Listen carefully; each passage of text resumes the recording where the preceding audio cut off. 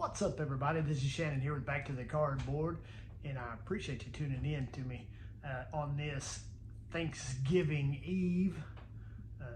Smell that turkey in the oven maybe, or maybe you're whipping up something good to eat before all the festivities. May we all take the time this time of year, especially tomorrow, to kind of reflect back on this past year, and just kind of ponder on the things that we are actually thankful for. Myself, I'm thankful for my God, my Savior. I'm also thankful for my family, my friends, my job, in that order. And I'm also thankful for the hobby, collecting cards. You know, I did take a break for about a year. I wasn't posting stuff on YouTube. I didn't take a break from collecting. I just took a break from YouTube. And I know there's a lot of talk about burnout and all that going around, and I understand it wholeheartedly, but it is a hobby after all, and I'm thankful that I get to participate in this with you guys. I just wanted to jump on here and wish you guys a very happy Thanksgiving and share some things with you all.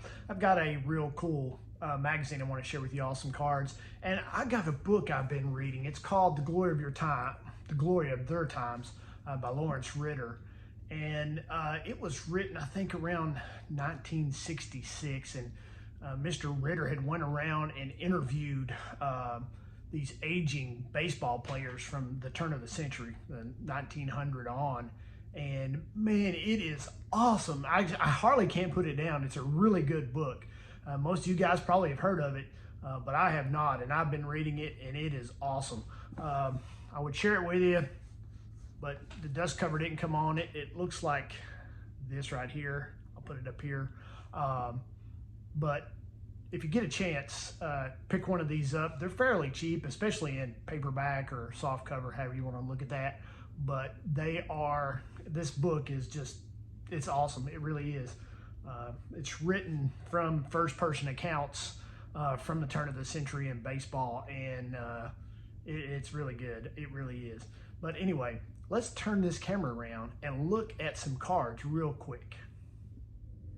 All right, a couple of videos ago, I shared with you all the PSA magazine, their monthly magazine, and it kind of reminded me of the old Beckett's.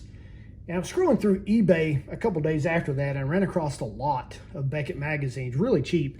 So I picked them up. And this is the first one kind of in the lot in order. And I'll share the rest with you as time goes on. But this is the January 1990 edition. You can see there with Ruben Sierra on the front. He was hot for a long time. Brett Saberhagen on the back. Crime Dog there. Rating your cards. Look at all the advertisements. You know what was cool about this magazine, and I'm sure you guys will agree with me, is that black triangle, whether it was pointed up or whether it was pointed down. And I know you guys were like me. You turned in there and that's the first thing you looked at. Where is that black triangle, and whose triangle is by the greatest number? It's amazing. Let's see here. That's the 1970 set. Tom Seaver was $42. Reggie Jackson was $65. Willie Mays was $42. Al Kaline $33. Nolan Ryan $200 and climbing. But yeah, I would flip through here and look at those triangles. I was never that far back. I was more on this end of the spectrum, but that was really cool. That's what I look forward to every month, was seeing this. I never had a subscription to it, but I always picked it up at the local magazine shop or grocery store or drugstore. That's where I picked these up. But this is the January 1990 edition of Beckett Baseball. And here's some of the cards I was able to pick up. And this is kind of nostalgic for me. The Topps Sterling Finest of Spencer Steer. Nice. These are nice looking cards, really nice looking. The player photo there on the back. It's a 2023. Spencer Steer going to be a key player in the 2024 Reds. And I picked this up, the 1981 Fleer star stickers with Boa, Rose, and Smith in the 7. This is, of course, part of my Pete Rose Master set, the triple threat. And then got another PSA card of Rose. This is the Topps 88 stickers. I don't really care so much, for, it doesn't really matter to me. I'm not collecting a high grade set, but I do like, visually eye-appealing cards. It doesn't have to be a 8, a 9, or a 10. I know some guys are wanting to hit that, how high can they climb up on that PSA registry set. I just basically use it for tracking my cards, and just the registry side of it is rankings is just a bonus, I guess. That's the 1986 Topps Pete Rose sticker. And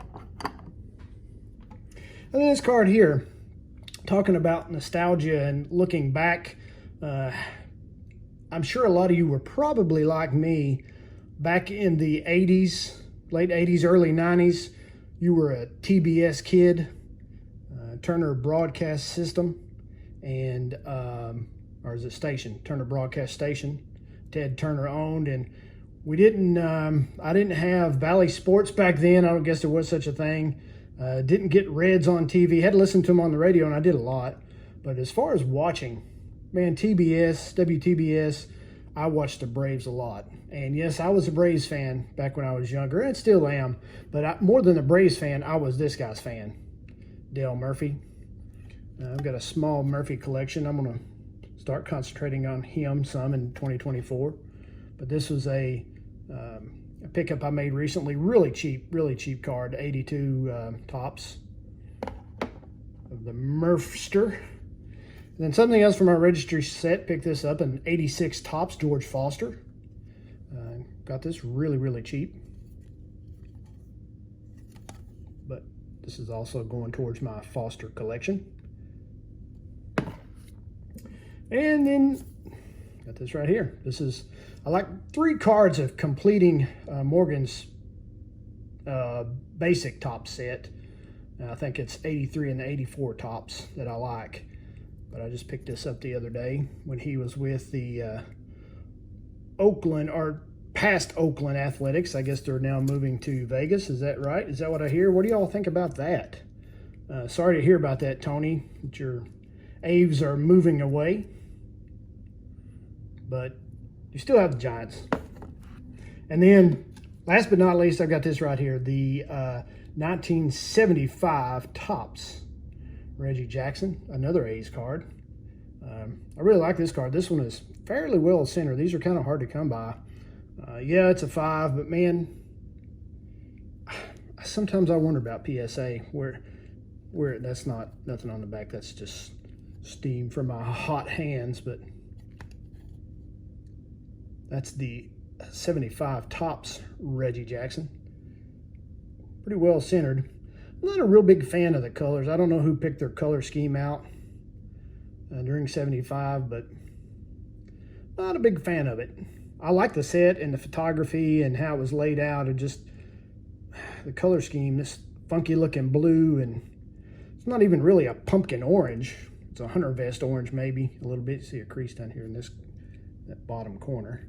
But it doesn't, it really clashes with that green and yellow for sure. But it's the 1975 Reggie Jackson.